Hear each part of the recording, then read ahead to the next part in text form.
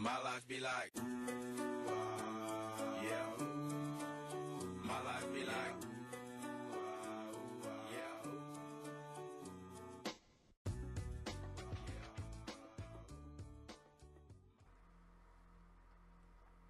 Good morning. Pops the Paladin here. Today we are talking about Harjatan, a mythic level difficulty. Stop, little missy. Stop right there. Go clean your room. This is Dad's time to do his videos. This is the time that I get to enjoy myself. I'm sorry about that, guys. Holy cow. Alright. In actuality, I am Pops the Paladin. You have to give Mom credit for this. She was the one that reminded you to film it this time. You keep forgetting on the other bosses. Alright, get out of here. Go clean your room.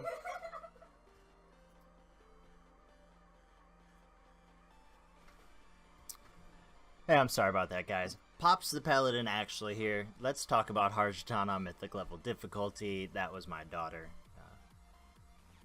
Cheers to her. Alright, so let's talk about the gear that I'm currently wearing. For this specific fight, I'm using Sauron's Resolve for that double Hand of the Protector heal that is really, really powerful for Mythic progression. I'm also using Soul of the High Lord, which is going to give me that additional Holy Shield, which is going to have that block for me. Now, this is a 90% physical damage fight. So obviously I want Blessed Hammer. There's a lot of ads that come out here that do auto attacks, boss auto attacks, those kind of things. But what I'm really looking for is to then gain block on top of my Blessed Hammer. So that's kind of what we're looking for. Part of my trinkets, Dark Moon Deck Immortality, is the absolute bee's knees when it comes to Mythic progression, just because of the static armor buff that we get. And then I used Reliquary of the Damned in order to just kind of use my on-use, strong, survive kind of living thing. You're also going to notice that I'm using a Stam Flask just to give myself a little bit more health. Was it needed? No. When we were originally pulling this and we had a couple like sub 10% wipes, I was actually in a semi-DPS-ish spec. I was still running Righteous Protector, but I had DPS trinkets on just because there's a lot of ads, so you want to throw out a lot of damage. But I'm running more of a hybrid build, especially through Mythic progression here. What you're going to notice as I kind of go through here, it's all standard. The new thing to do is run Crusader's Judgment, and Crusader's Judgment is going to give you 2 judges, which is really, really good in order to get your Shield of the Righteous back up and running, so that way you can have, you know, more mitigation. The more mitigation that we have as tanks, the better it is. The better survival we're going to have, the more we're going to live. Healers not being pissed is the absolute best thing, because there's nothing like them yelling at you in your ear when you're taking too much damage. Now, this is a very high damage fight. At the end of this, I had about 850k per second damage taken. Now, could I have mitigated that? Yes, I could have. A lot of that damage came from misplacement of Drenched Waters, and those were dropped on the tanks quite often. Sometimes I didn't avoid a pool. You know, it's our first kill, so on the next one will be better. What you're really looking to do here for Harjatan is make sure that we are taunting every 4 stacks of Jagged Abrasion, which does 1.2 million damage to you every 2 seconds for 30 seconds. He does it every 6 seconds in order to add a stack, so do the math, you'll eventually be taunting at 5 stacks, but you can get away with 4 stacks in the beginning of the fight. If you are a squishy tank, i.e. A paladin, have your stronger off-tank take the 5s first, just so that they can, you know, mitigate a little bit better. You know, if you got a bear tank, they got 82 billion health, let them have it.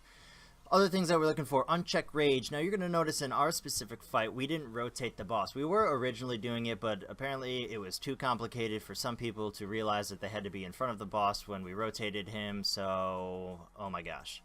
So now we face the boss at the raid team. Everybody gets parried. I get to hear about the parries, but nobody misses Unchecked Rage. You need at least 5 people to be in it, or otherwise he gains a stack of Enrage, and you don't want that Enrage because it hurts a lot. I'll talk about that a little bit later.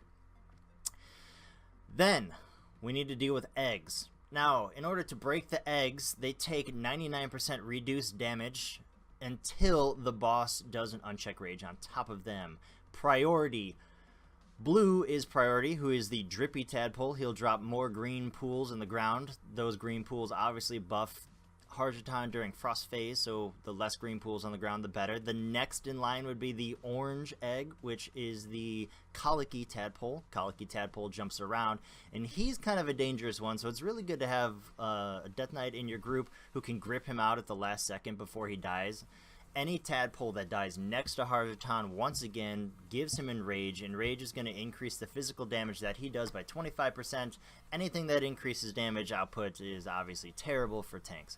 The last, and the one that you should never have an Unchecked Rage go on, is the Sickly Tadpole. Now the Sickly Tadpoles will fixate on somebody, and they just need to kite them away from the boss. Now this is where you need to be very, very stern with your melee DPS and tell them, if you are fixated by a Sickly Tadpole in melee, get out. I don't care about your damage.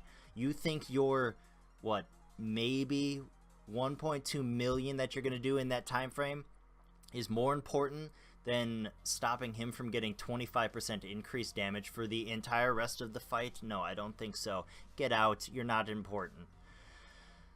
So, how do you actually do the fight? Well, we've already really explained it, but to put it all together here, try to keep the boss facing the middle of the room. And the reason why you want to keep him facing towards the middle of the room is so that everybody can get in for that Unchecked Rage. So you're going to see right here, we Uncheck Rage on the egg.